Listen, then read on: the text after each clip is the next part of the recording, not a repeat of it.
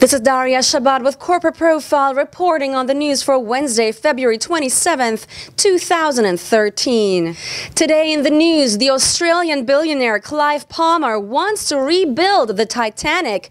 Pope Benedict will be called Emeritus Pope, and drinkers sue Anheuser-Busch for watering down beer.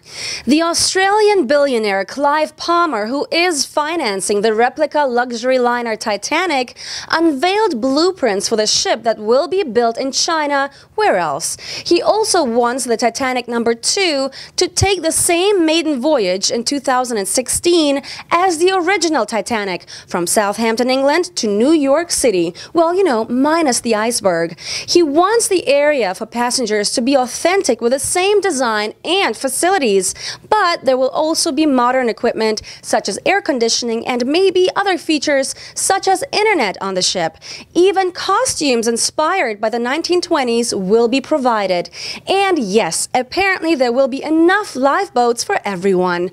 I don't know about you guys, but to me it sounds a little ominous, this whole idea. If there is a Titanic #2, there might also be an iceberg #2. Pope Benedict XVI will be known as Emeritus Pope in his retirement and will continue to wear a white cassock. The Pope's title and what he would wear has been a major question ever since Benedict stunned the world and announced he would resign and become the first pontiff to do so in 600 years.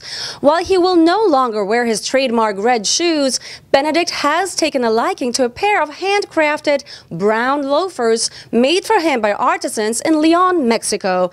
He will wear those in retirement. I really didn't think that popes are this fashion conscious. Beer drinkers in the U.S. have filed a $5 million lawsuit accusing Anheuser-Busch of watering down its beer. The lawsuits, filed in Pennsylvania, California, and other states, claim consumers have been cheated out of the alcohol content stated on beer labels. The suit involves 10 Anheuser-Busch beers, including Budweiser and Michelob. Anheuser-Busch is denying all claims, of course, but the lawsuits are based on information from former employees at breweries owned by the multinational.